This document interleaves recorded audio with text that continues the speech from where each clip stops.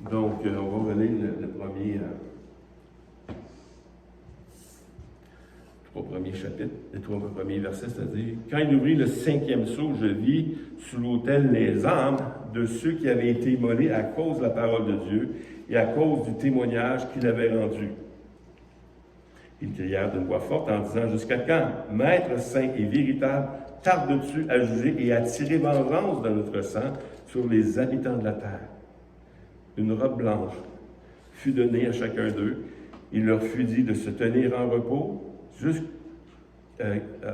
quelque temps encore, jusqu'à ce que fût complet le nombre de leurs compagnons de service et de leurs frères qui devaient être mis à mort comme eux. Donc ici, on voit vraiment que une nouvelle vision, c'est pas un cavalier qui ouvre puis qu'il y a quelque chose qui s'en vient, mais c'est une vision qui apparaît. Une vision qui apparaît qu'il y a des âmes sous l'autel.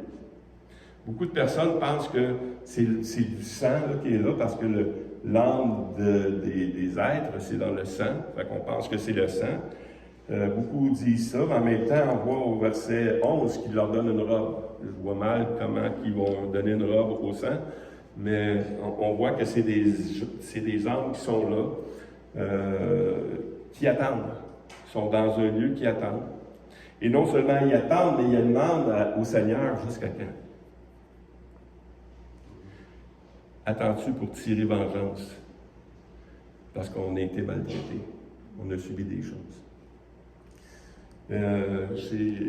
C'est drôle d'entendre ces chrétiens-là, qui sont là, qui demandent vengeance.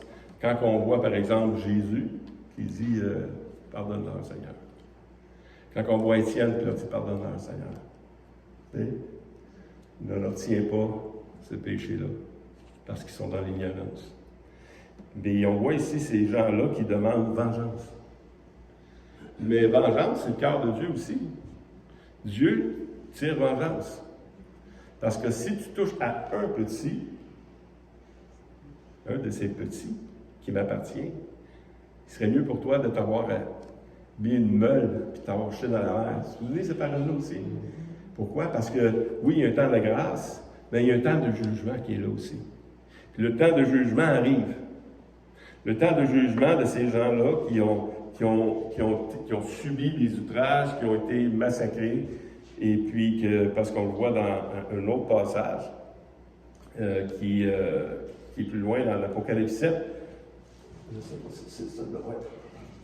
Apocalypse 7 qui dit, parce qu'on retrouve ces gens-là là, qui sont sous l'autel, et l'un des vieillards prit la parole et me dit, ceux qui sont revêtus de robes blanches, qui sont-ils ou d'où sont-ils venus? Je lui dis, mon Seigneur, tu le sais. Il me dit, ce sont ceux qui viennent de la grande tribulation. Ils ont lavé leurs robes et les ont blanchis dans le sang de l'agneau. Donc, on voit ces gens-là qui sont au chapitre 6, on les retrouve au chapitre 7, puis il nous dit exactement c'est qui. C'est ceux qui ont lavé leurs robes dans le sang de l'agneau. C'est ceux qui viennent de la grande persécution. Il y a des persécutions, il y a toujours eu des persécutions. Depuis que l'Église existe, il y a eu des persécutions. Je lisais un livre, je ne sais pas c'est quoi qui l'auteur, mais il décrivait toutes les persécutions qu'il y a eu depuis Jésus jusqu'à aujourd'hui. Les grandes persécutions commises contre des chrétiens, il y en a eu tout le temps. Mais ici, ces gens-là, il dit de la grande persécution, ils viennent de la grande persécution. D'après moi, ces gens-là, comme la plupart des auteurs, ils disent que c'est un coup que l'Église est enlevée, il y a des gens qui sont là, puis à cause de leur nom, à cause du nom de Christ, à cause du témoignage de Christ, ils vont être mis à mort aussi, de la grande persécution. Il y a des événements, on sait que ceux qui sont pré-1000, on est enlevé avant le premier saut.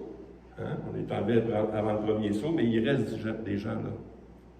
Ces gens-là viennent de où? Ils viennent de où les gens qui prêchent la parole? Est-ce que c'est des chrétiens? Il y a les deux témoins, mais deux témoins pour toute la terre, c'est pas beaucoup. Il y a les 144 000. Et je veux dire, avec toute la technologie Ouais, mais je ne suis pas sûr qu'on va pouvoir prêcher l'Évangile dans ce temps-là, sur la persécution. Ils vont nous bloquer au début. Il y a plein de gens.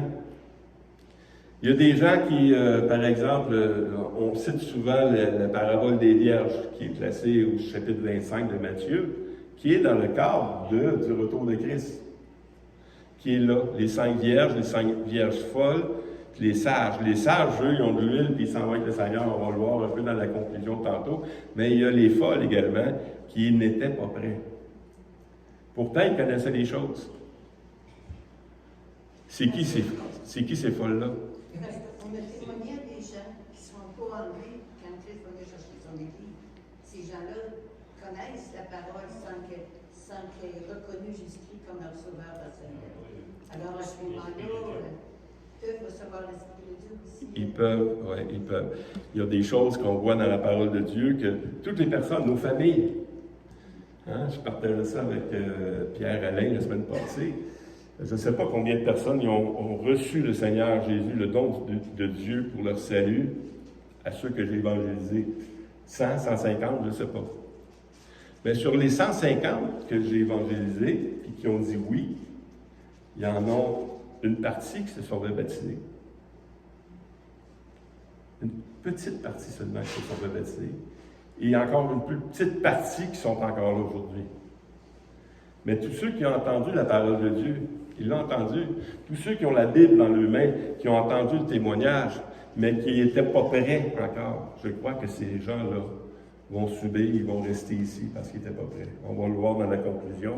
Mais c'est qui ça? C'est des gens que tu peux leur dire maintenant, écoute, tu peux vivre ta vie chrétienne réellement, là, ou tu peux donner ta vie pour le Seigneur tout de suite après.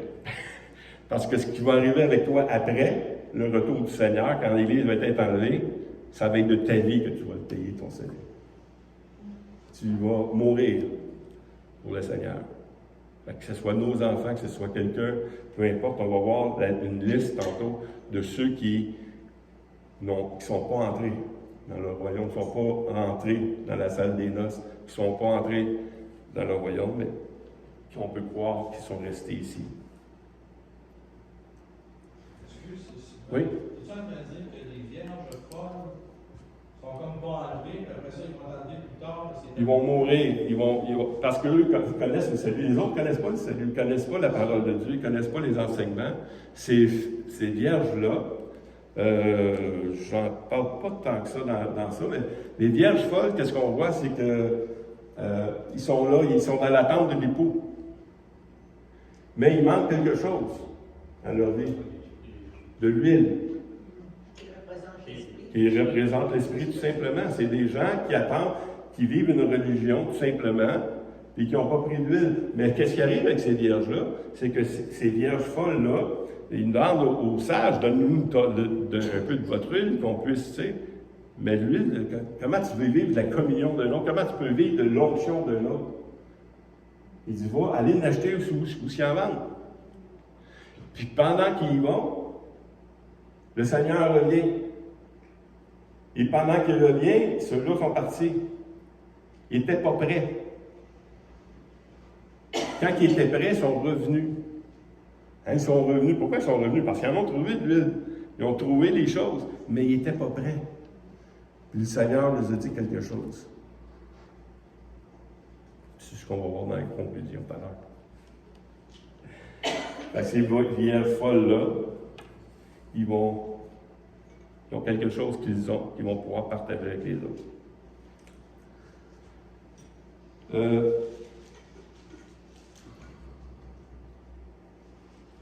On est rendu à Apocalypse 13, 7.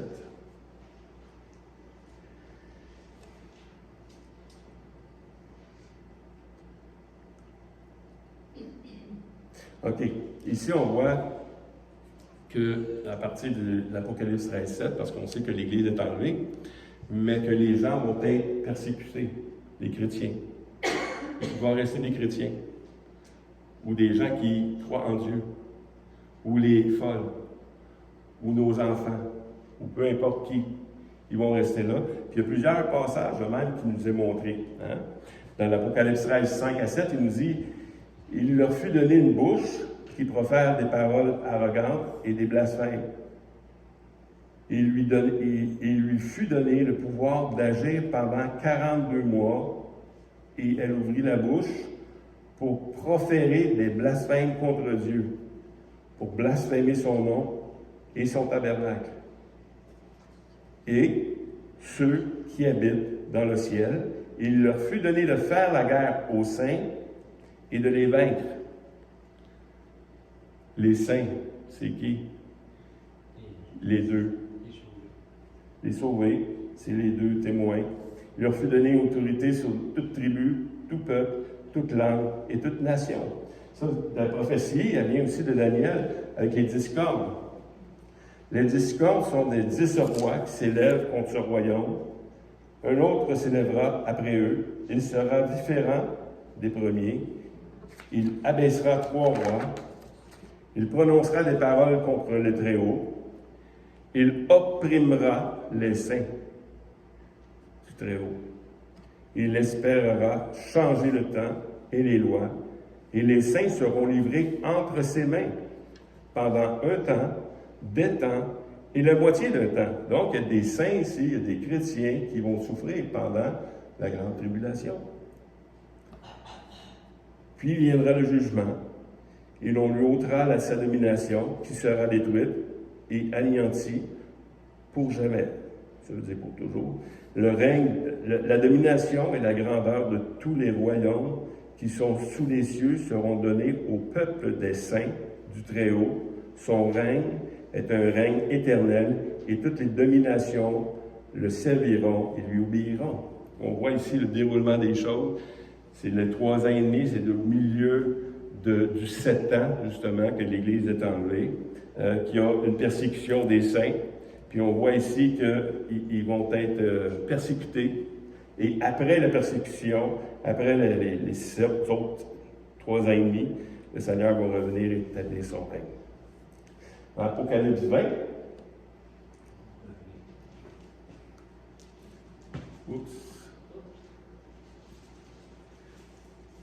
Daniel. OK, c'est Daniel, OK. C'est avant Apocalypse 20. Daniel, ça, c'est la même prophétie qui est dans l'Apocalypse. De ses troupes se prosterneront sous son ordre et profaneront le sanctuaire, la forteresse. Ils feront cesser les sacrifices perpétuels et dresseront l'abomination du dévastateur. Il séduira par des flatteries les traîtres de l'Alliance. L'Alliance qui va être conclue, il y a des traîtres qui vont être là, qui sont contre l'Alliance. Mais ceux du peuple qui connaîtront leur Dieu. Dans les rebelles qui ne voudront pas faire partie de l'Alliance, il y en a qui connaissent Dieu. Agiront avec fermeté et les plus sages parmi eux donneront instruction à la multitude. Il en est qui succomberont pour un temps par l'épée, par la flamme et la captivité et au pillage. Ils seront livrés à toutes ces choses-là. Donc, on voit encore ce passage-là que pendant, il va y avoir des gens qui vont être retournés. Ça peut être des Juifs, parce qu'on sait que c'est aussi pour la conversion des Juifs. Apocalypse 20. Et je vis les trônes et ceux qui s'y assis fut donné le pouvoir de juger. Et je vis les âmes de ceux qui avaient été décapités à cause du témoignage de Jésus, à cause de la parole de Dieu, et de ceux qui n'avaient pas adoré la bête, ni son image, qui n'avaient pas reçu la marque sur leur front et sur leurs mains. Ils revinrent à la vie et ils régnèrent avec Christ pendant 1000 ans. On voit encore ici qu'il y avait des gens qui sont là pendant ces 7 ans-là, qui n'ont pas reçu la marque, ceux qui ont décidé, non, j'ai manqué l'enlèvement, mais je ne raterai pas son retour. Puis ils vont donner leur vie. Thessaloniciens. Car le Seigneur lui-même, à un signal donné à la voix d'un archange et au son de la trompette de Dieu, descendra du ciel, et les morts en Christ ressusciteront premièrement. Ensuite, nous les vivants qui seront restés seront tous ensemble enlevés avec eux sur des nuées à la rencontre du Seigneur dans les airs. Et ainsi, nous serons toujours avec le Seigneur. J'ai mis ce verset-là parce que Des fois, on a l'impression que c'est quand qu'on est enlevé. Même Ruth, la semaine passée, elle me dit, ouais, mais là, on est tout enlevé en même temps. Parce que j'ai dit, ça se peut qu'il nous soit fait selon notre foi. Non. On est tous enlevés en même temps, inquiétez-vous pas. Que ce soit avant, que ce soit pendant, je pense pas que ce soit après. Je crois que ça va être là. C'est un des deux. Mais il y a des passages, je suis en train de changer d'idée, je suis en train d'étudier encore plus profondément. J'ai passé la semaine à lire des choses qui me dérangeaient.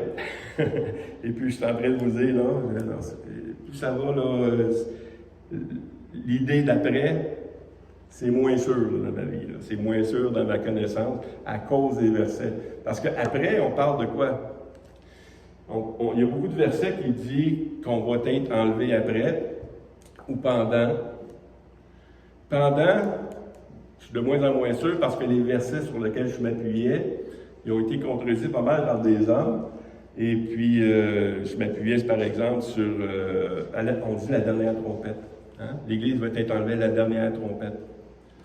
J'étais un petit peu en avance sur le temps, là, mais c'est ça. Mais dans l'Apocalypse, plus loin, on voit que c'est pas nécessairement la trompette de l'Apocalypse, un petit peu plus loin, même s'il y a des trompettes, c'est peut-être même pas celle-là. Fait qu'on ne sait pas c'est laquelle. D'autres versets qui nous parlent un autre passage que je m'appuyais sur, c'est au milieu, c'est le passage qui dit qu'on va voir l'Antichrist s'assire. Hein? Ça n'arrivera pas tant que l'Antichrist s'assoit dans le temple.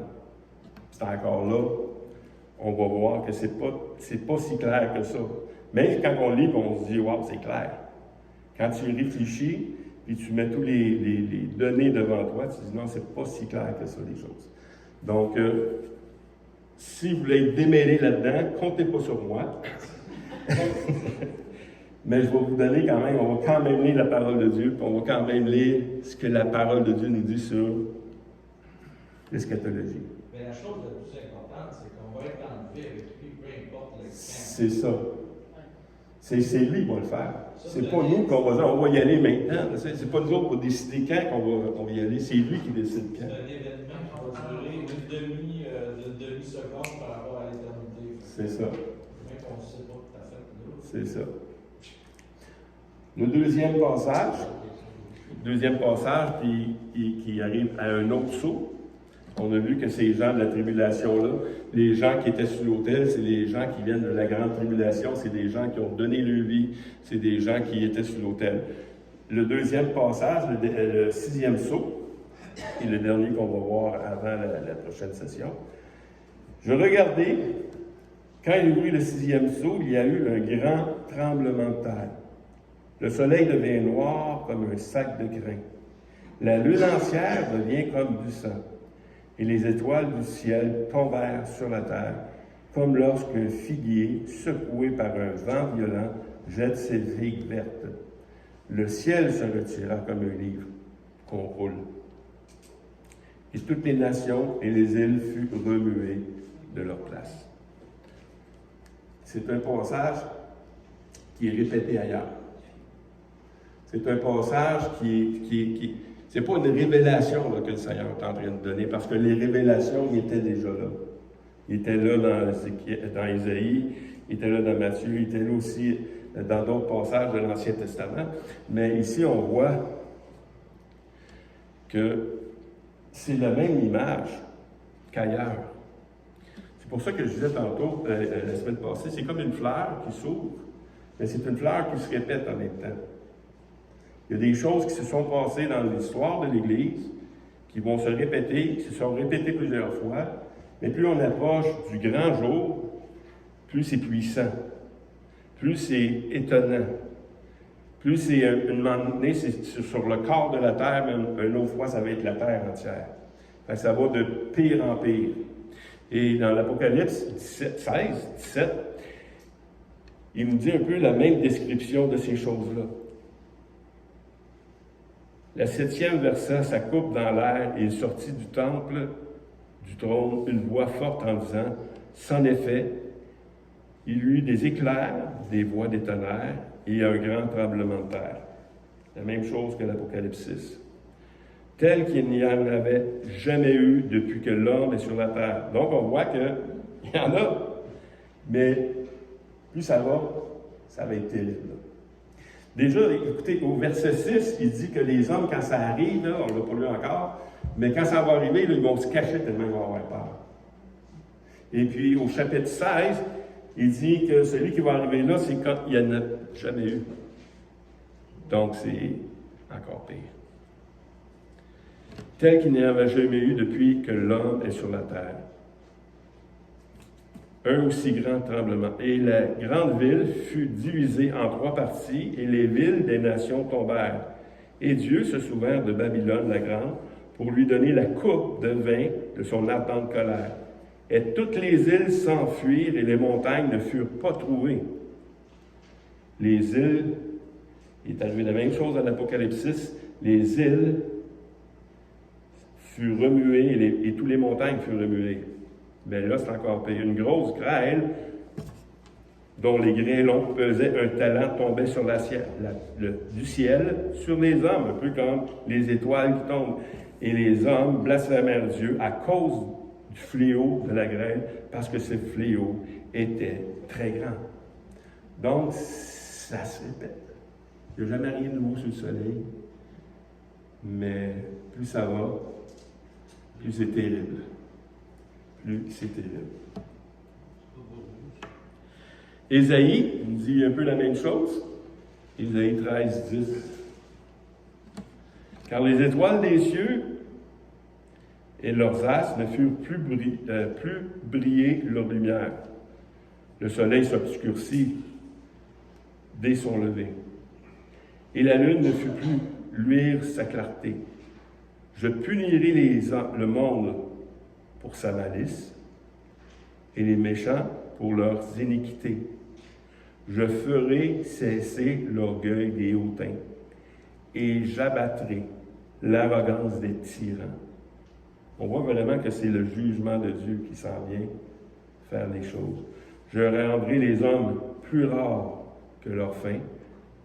Je les rendrai plus rares que l'or d'Ophir. C'est pourquoi j'ébranlerai les cieux et la terre sera secouée de sa base par la colère de l'Éternel des armées au jour de son ardente fureur. Fait que, ça sera pas beau. Ça sera pas beau, puis j'étais camionneur, j'allais souvent en Floride pendant 5 ans après. J'allais en Floride, puis notre boss qui est là-bas, il s'est fait bâtir une maison à l'épreuve des ouragans. Parce qu'il y a des degrés pour les ouragans, tout ça. Et puis, c'est quelque chose. Quand tu vis un ouragan, t'as peur. C'est moi, non, moi j'aimerais ça, tu sais, être là, tu sais, puis ça passe, là. Il dit non, t'aimerais pas ça. Parce que même si tu as une maison avec un certain niveau de résistance, si ça passe trop proche, tu n'es plus là. Et juste le bruit d'un ouragan. Imaginez-vous ici Dieu, quand son ardente colère va arriver. Le bruit, ça vient. La présence de Dieu vient toujours avec du bruit. Vous vous souvenez? On a vu dans plusieurs passages, le bruit, les éclairs, les tonnerres, mais le vent, et puis toutes ces choses-là, les tremblements de terre. Et puis, c'est pour ça qu'ils veulent aller se cacher dans des montagnes. Ils veulent aller se cacher dans les montagnes. Dans Matthieu, c'est aussi Matthieu qui en a parlé, aussitôt, après ces jours de détresse, le soleil s'obscurcira, la lune ne donnera plus sa lumière, les étoiles tomberont du ciel, et les puissances des cieux seront ébranlées. Alors, le signe du Fils de l'homme paraîtra dans le ciel. Toutes les tribus de la terre se lamenteront. Les tribus de la terre. Et elles verront le Fils de l'homme venant sur les nuées du ciel avec puissance et une grande gloire. Quelle attitude! Quelle attitude les gens vont avoir maintenant? On voit que ceux qui sont partis de la grande tribulation, ils ont été persécutés. Puis après cette persécution-là, on voit des grands signes, des signes miraculeux. Ça brasse pas à peu près.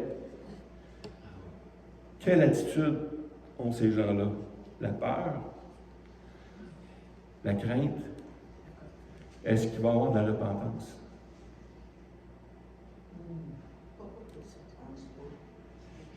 Moi, j'espère que oui. Parce que plus ça va aller, hein, un jour, tout genou fléchira dans le ciel et sur la terre.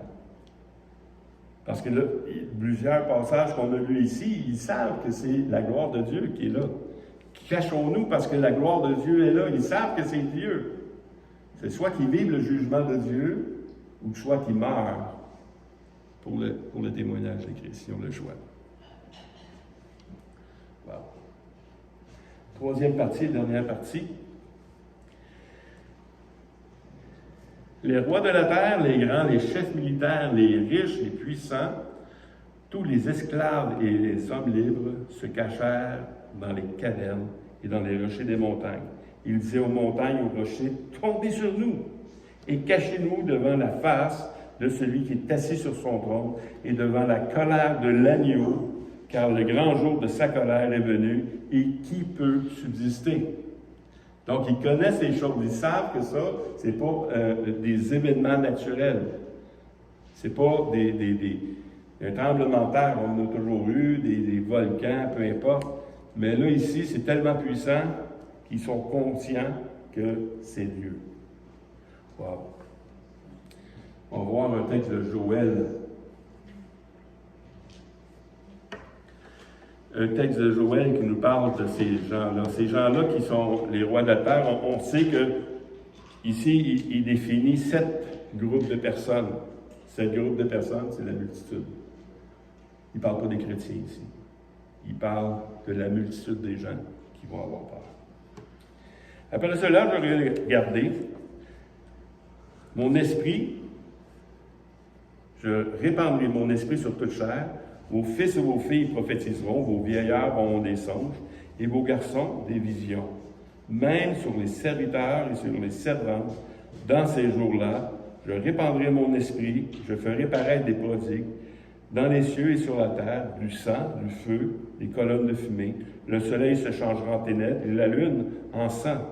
Avant l'arrivée du jour de l'Éternel, de ce jour grand et terrible, alors quiconque invoquera le nom de l'Éternel sera sauvé. Wow! Ici, on a une espérance. Joël parle de ce temps-là.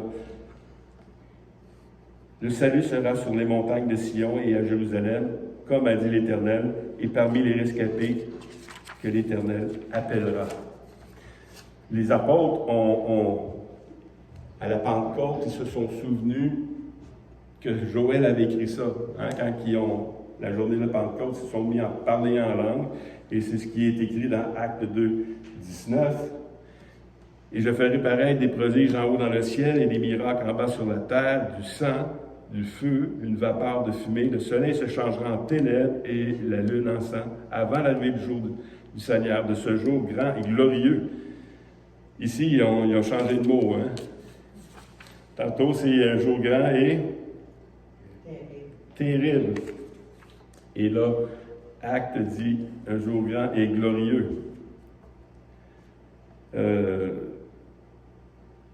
Alors, quiconque invoquera le nom du Seigneur sera sauvé. Donc, on a cette espérance-là aussi. On peut continuer à prier. On peut continuer à prier pour les gens qui sont là pour sortir le message de l'Évangile, pour qu'ils puissent entendre. Parce qu'un jour, ils vont l'entendre de moins en moins. Et ce qu'ils vont entendre de plus en plus, c'est que Dieu n'existe pas, que Dieu n'est pas bon, que Dieu ne fait pas ci, que Dieu ne fait pas ça. Et ils vont se refroidir. En conclusion, comme je vous ai dit tantôt, j'aimerais voir 4 passages. 4 passages. Le premier, c'est de la Vierge, les vierges folles. Il dit « Veillez ». Plus tard, les autres vierges vinrent et dirent au Seigneur, « Seigneur, ouvre-nous ». Il répondit, « Je vous le dis en vérité, je vous ne connais pas. Veillez donc, puisque vous ne savez ni le jour ni l'heure. » Donc, ça nous dit ici quoi des vierges qui n'ont pas veillé. Il y a beaucoup de passages dans la parole de Dieu. Le royaume des cieux est comme ci, le royaume des cieux est comme ça. Et les reproches, c'est que, est-ce que quand je vais revenir, je vais trouver quelqu'un veillant? Quelqu'un en train de faire ce qu'il devrait être en train de faire? Il dit veillez. Ils n'ont pas d'huile. Ils n'ont pas pris la peine de s'assembler. Ils n'ont pas pris la peine d'être en communion avec le Seigneur. Moi, je chrétien, je suis sauvé, c'est fini, c'est correct. Ben, je peux faire ce que je veux. Non, c'est pas vrai. Ça ne marche pas comme ça. Dans Matthieu, parce qu'ici, on peut dire aussi, oui, mais c'est parce qu'ils n'ont pas fait ce qu'ils devaient être en train de faire. Mais il dit un peu la même chose. Ici, il dit, je ne vous connais pas. Mais le passage que je connais beaucoup, qu'on connaît beaucoup aussi, c'est dans Matthieu 7, 22, 23. Les gens me diront en ce jour-là, Seigneur, n'avons-nous pas prophétisé par ton nom? N'avons-nous pas chassé des démons par ton nom? N'avons-nous pas fait beaucoup de miracles par ton nom? Alors, il leur dit ouvertement, je ne vous ai jamais connus. Retirez-vous. Donc, dans la première, on voit que les gens n'ont pas persévéré, ils n'ont pas pris d'huile, ils n'étaient pas prêts. Ils n'étaient pas prêts à quoi? C'est pas qu'ils n'étaient pas en train de faire des œuvres, même dans Matthieu, il dit, nous autres, on faisait toutes les choses en ton nom. Je ne vous connais pas. Jean, l'iniquité. Ouvrier d'iniquité, il dit. C'est des gens que non seulement ils n'étaient pas remplis de l'esprit, mais qui aussi, ils faisaient les choses comme par habitude, les religieux. L'Église, souvent, on pense que tous ceux qui sont dans l'Église vont être sauvés. C'est pas parce que tu vas à l'Église que c'est nécessairement un chrétien. Tu dois être prêt. Puis non seulement tu dois être prêt, mais les œuvres que tu fais, tu dois les faire dans ta communion avec le Seigneur. Parce que si tu ne fais pas tes œuvres dans la communion avec le Seigneur, tu fais une religion. Tu es en train de pratiquer comme tous les autres œuvres. Je le fais parce que la religion dit de faire. Mais on doit connaître le Seigneur. Parce que c'est lui qui fait l'œuvre. Et si on veut faire les œuvres de Dieu, bien, il faut être avec lui. Jésus dit, vous ne pouvez rien faire sans moi. Ben moi, pourtant on a fait des choses sans toi. Une troisième, dans Luc 13, 24 à 27, « Efforcez-vous d'entrer par la porte étroite, car je vous dis, beaucoup chercheront à entrer, ils ne le pourront pas. Quand le maître de la maison se sera levé, il aura fermé la porte, et que nous étant dehors, vous commencerez à frapper à la porte en disant, Seigneur, Seigneur, ouvre-nous! Il vous répondra, je ne sais d'où vous êtes.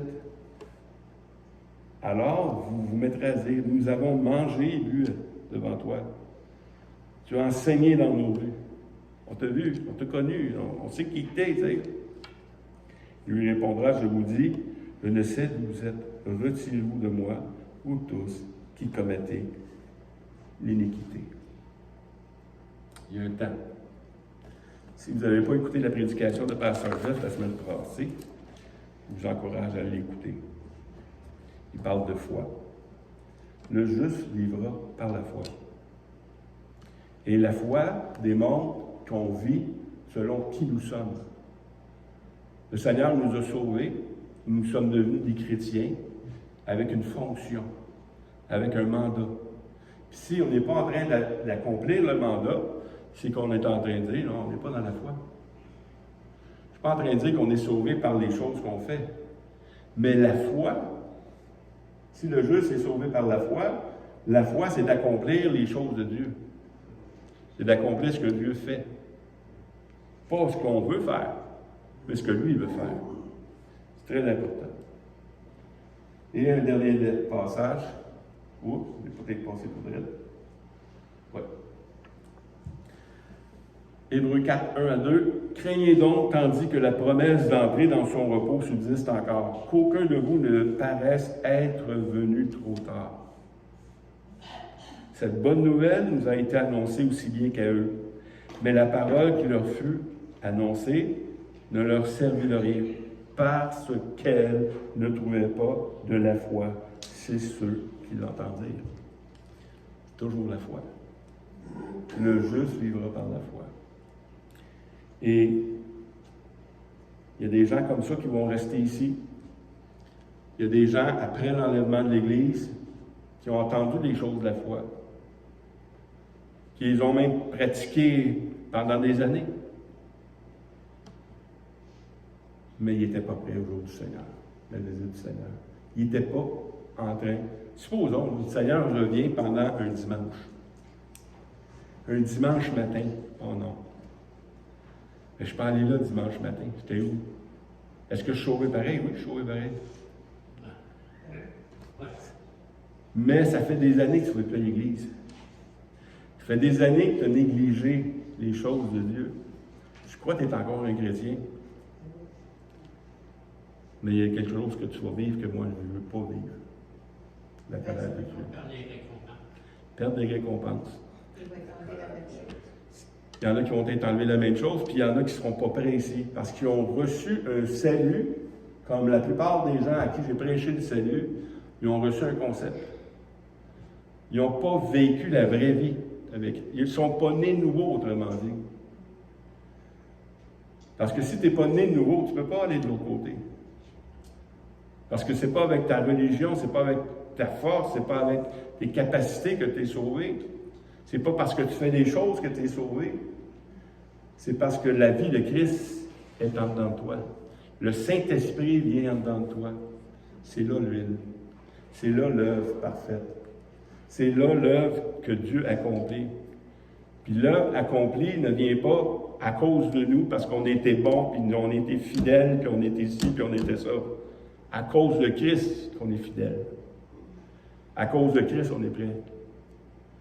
À cause que Christ vit sa vie en dedans de nous, il met les mêmes intentions, il nous met les mêmes buts, il nous met les mêmes désirs que lui de servir les uns les autres, de s'aimer les uns les autres. Mais si on n'a pas ce désir-là, bien, criez au Seigneur. Parce que si vous n'avez pas le désir, c'est que l'Esprit en dedans de vous, vous l'avez éteint. Vous l'avez tellement éteint qu'il ne vous parle plus. Criez au Seigneur. Qu'il ouvre vos yeux, qu'il ouvre vos oreilles. Et si l'Église prend au sérieux ces passages de l'Apocalypse, on va vivre une vie selon Dieu. Puis on ne le mérite pas.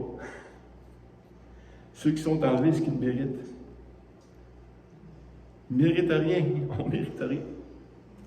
Mais la seule chose, c'est qu'on a reçu du Seigneur ce qu'on devait recevoir. Sa grâce. Son esprit. Et puis c'est les seules choses qui font en sorte qu'on est enlevé. C'est la seule différence entre nous et ceux qui restent.